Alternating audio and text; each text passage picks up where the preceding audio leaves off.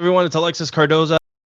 What's up, everybody? It's the Wild Rhino Clark Connors from New Japan Pro Wrestling, and I am here getting wild, drinking an 805. Hey, this is Billy Starks. Rip F and Bison. I ran out of booze. Join us because we're drinking at Moe's. I am the fire starter, the Carney Killer. I am born to die, Jake Christ. This is Bobby Olson. We're drinking at Moe's. You better hit like and subscribe. All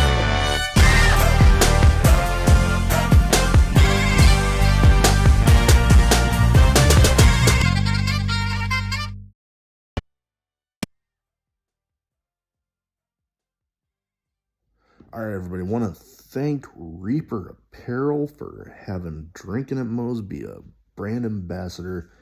They encourage everybody to break out of that comfort zone, live their best self, which, hey, that's what got me starting the podcast. But they got great clothing, great apparel, t-shirts, hoodies, beanies, hats, all that good stuff. Be sure, link will be in the description, and use the code Drinking at Moe's to get 10% off your order. Let's fucking All go. right, everybody. Drinking at Moe's, this is my 2 cents.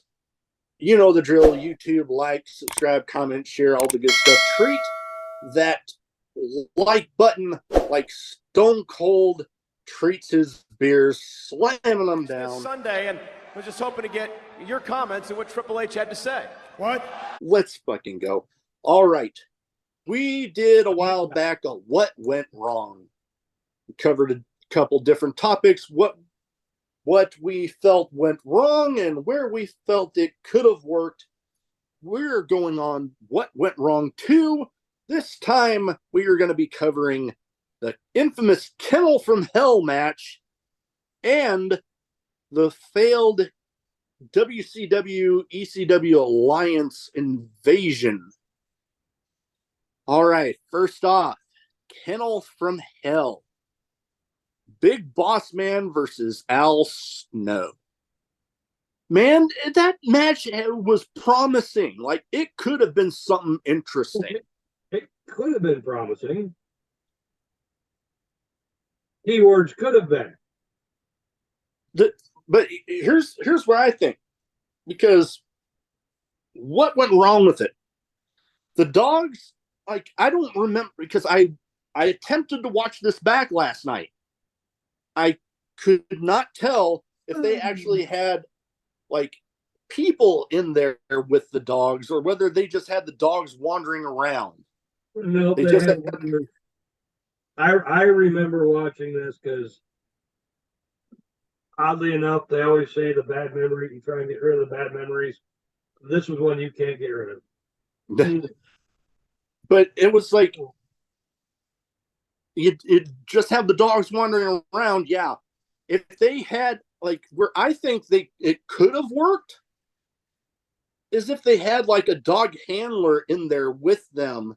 Right. And like, you know how they train the police dogs and the guard dogs and stuff. If they had it in there like that, to where, like, okay, if they would just constantly be walking around that area outside of the regular steel cage, and, you know, you'd be like, well, okay, I got to get out over here because the dogs are over there, because if I get out over there, one of the dogs could, like, bite my leg as I'm going down. Mm-hmm. That was the original premise. That could have worked. That could have made it something. But then... And what we got was...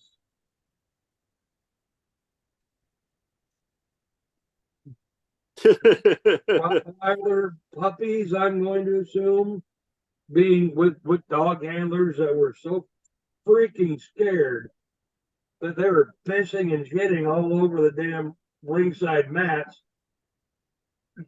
I don't know who was scared of them damn things. They'd all pile up into one corner, or they'd try and hide up underneath the ring, because that was also back in the time when, like now, the cages come up to mat level. So if they wanted to, they could scoot up underneath the ring and hide until someone takes a big slam. Then they scoot back out because it's too damn loud under there. And it's just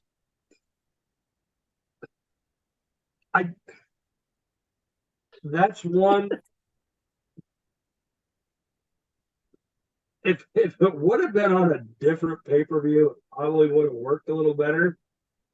But instead, they decided to put it on a WrestleMania. Was that a WrestleMania? I wanted to say it was like Unforgiven or something. WrestleMania, because it was after the match where Edge, Christian, and Gangrel came down and they hung the Big Boss Man. Because I was wanting to say that was in a Hell in a Cell match against the Undertaker. I thought it was a Hell in a Cell, Kennel in the Cell match with Al Snow. For some reason, I was wanting to say that was a Kennel from Hell match against the Undertaker because I know the Undertaker was in there. What was it called? Kennel from Hell. But yeah, no, there are so many things that could have made that work that it's like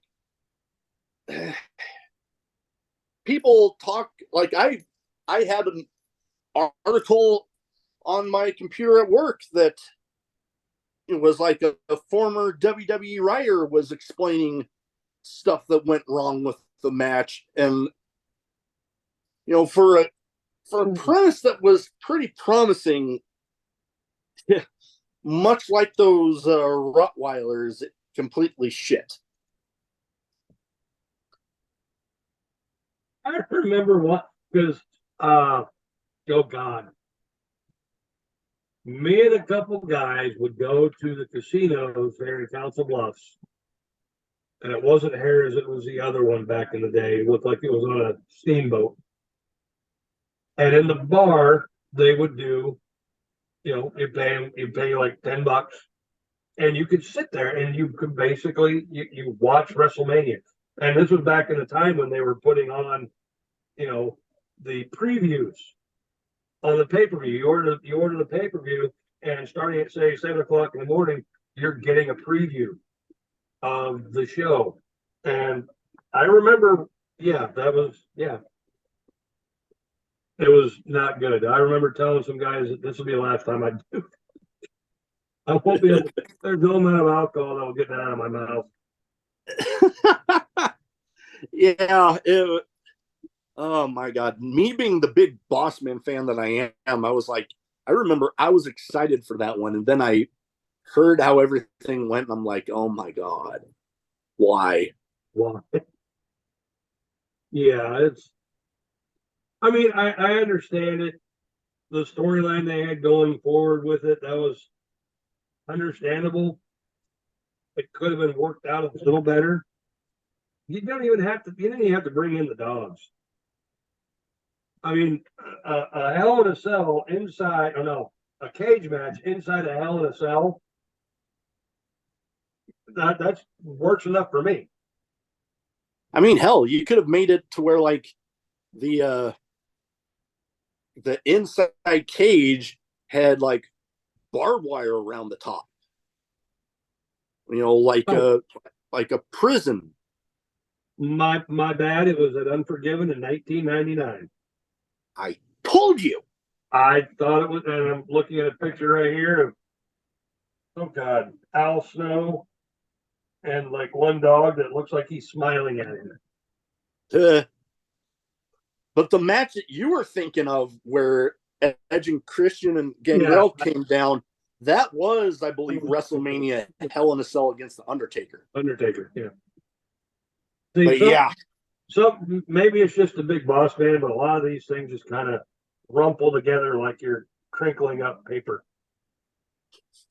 Because towards the end, Boss Man should have just been, relegated to Stand By McMahon's side the entire time. Yeah. I was always a big fan of him. He was one of his, back when I was like in third grade, went to my first WWE show, and one of the the first pieces of WWE merch that I ever got was one of his foam nightsticks. Yeah, did you take it to school the next day and just start whacking people with it? Oh God,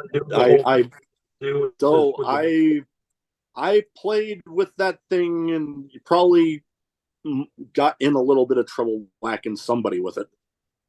I don't know about at school though. At school, that probably wouldn't have looked too good on me. No, but it was foam, so it couldn't have hurt anybody. True, but going to a Catholic school. Yeah, true. Yeah. They're lacking to the nurse to the nuns.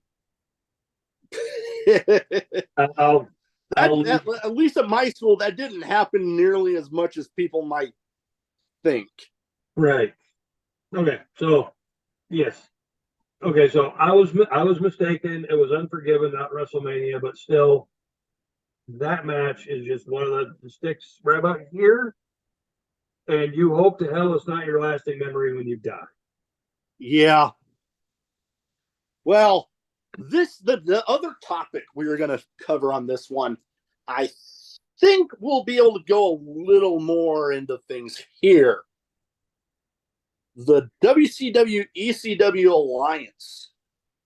Mm-hmm. WCW ECW both went out of business. WWE bought them. And man, I remember, you probably do too, the thoughts of holy crap, the possibilities of what could happen here. Oh yeah. The people that could be brought in, the stories that could be told, the dream matches that we could have, and what we got. Because and there were reasons, everybody's defense, there were reasons, when WCW got bought out, there was a handful of the talent that were still getting paid through their original deals, and they didn't have to go anywhere. They could just sit at home, collect a paycheck, and be just fine. And you know what? To be honest, who could really blame them? Yeah, if I could. Sting, no, I was just going to. Basically Hogan, Sting, Kevin Nash, Ric Flair, basically all the big names just sat at home and waited for their original, whatever they call it, Warner Time Warner, whatever the hell they call it. Waited for those contracts to end before they actually start. I mean, you didn't see shit or shinola from anyone till after the actual invasion was over with. And then once that was done, you saw people like Ric Flair showing up on WWE the very next night, and then you'd see Sting show up down in TNA. Nash, I think Nash wound up going, I don't even know where Nash went. I think Nash, Hogan, and Hall ended up like a little ways down the road, went to WWE and did that little NWO thing. McMahon wanted to inject poison into WWE. Yeah. So it's like, I mean, it could have been something that could have given us, the people that do that dream booking, could have gave stuff that people would have been salivating for. And then you get people like Sean Stasiak and some guys that, back in WCW, they were booked somewhat solid, like Palumbo and what's his fucking name? I'm pulling a brain fart here. But there were some guys, back then, but, when everybody thinks WCW, they weren't necessarily thinking those guys. You think of the Stings, the Flairs, the Hogans, Nashes, Halls. We did get Booker T. Well, the only reason why Booker T was there was because he was the reigning world champion and held the U.S. title. That there was one If it didn't person I was go that way, I don't think Booker T would have been there because he. My understanding is, and really, I love Booker T. Love him to death. Met the guy. Cool as shit. Was he on WWE's radar back in 2000, 2001? I don't think so. yeah. But Then, he was a champ, so bring him on.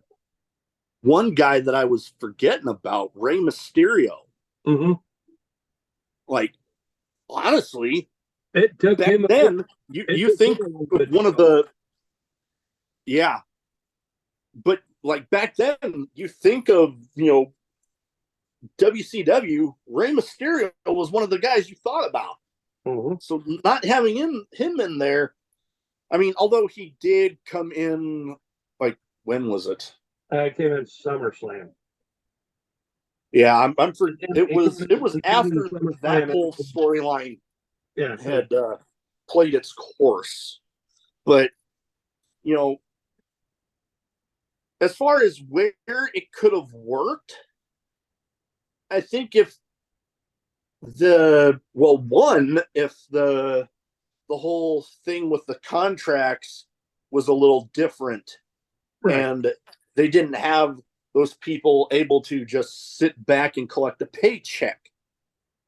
That could have made it work, because then you have those big names in there that, those that when you thought of WCW, you thought of those people. Mm-hmm. And then if they still had that, it could have worked if they had, let's say, if they had a little more time to work with and they didn't start it at the time that they did. But I get why they started it when they did, because you have that whole storyline of, Shane McMahon buying WCW. It said McMahon, but it didn't say Vince McMahon. It said McMahon, but it says Shane. Yeah. And then he did this.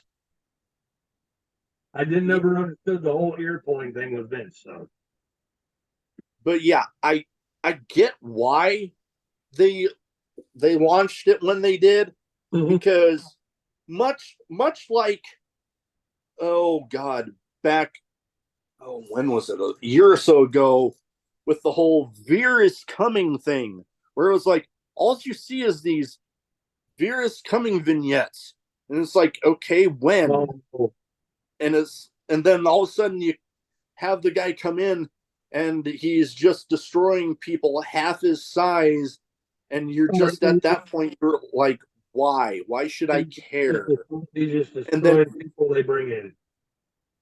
And that's why I think they did what they did back then, because if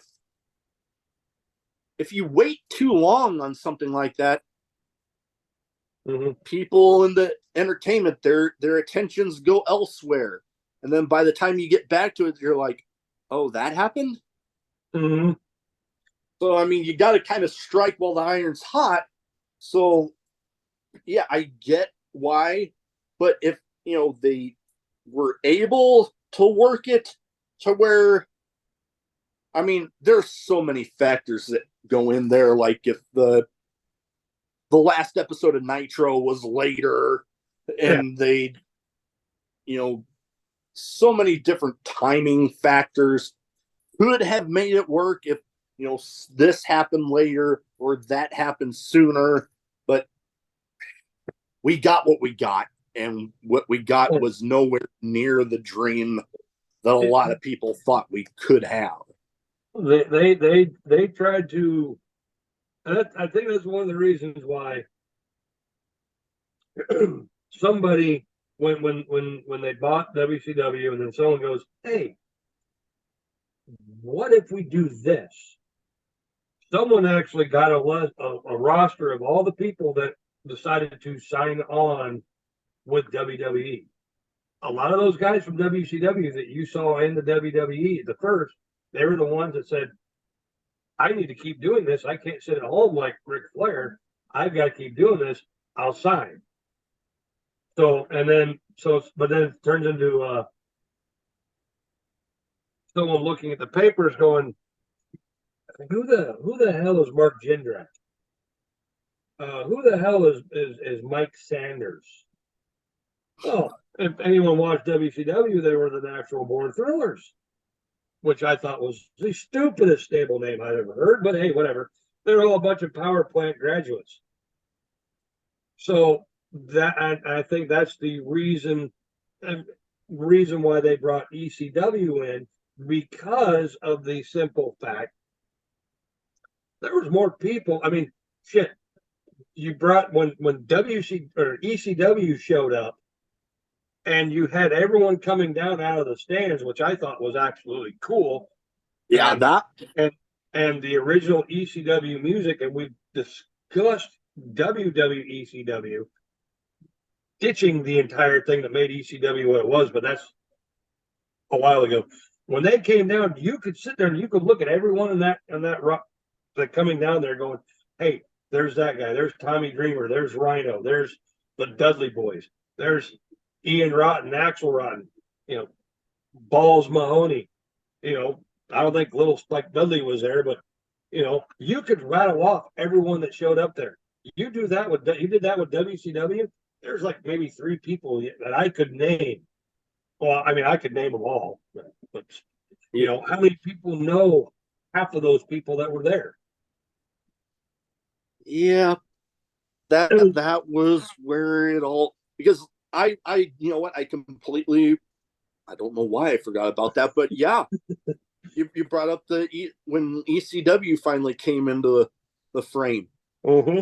and good Lord, if they had what they had with ECW, when you saw those guys coming down, you're like, know what? When I think ECW, I think those guys. The exact same guys that they had come down.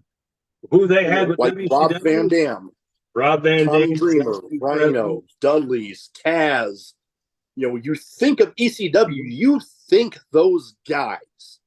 Mm-hmm. But man, if they would have had that with WCW, oh my God, the whole alliance thing could have been amazing. It could have. I mean, it had its moments. It did. It had its moments, but at the same time, there were those moments where it's like, there's a reason why they turned Stone Cold. Crap. Oh, are you freezing up again? I'm gonna have to pause. All right, we're back. Technical issue. My phone battery about dead, so I had to go get my damn charger. But we're pretty much done with this episode. Not like just before we hit the button to start recording again. There's only so much you can say about the alliance that hasn't already been said. Mm-hmm. We're hard right now, but yeah, there's only so much you can say, because hell, the whole WCW ECW alliance has kind of been beaten like a dead animal, really. Mm-hmm. But anyways, that is about all we have for this one.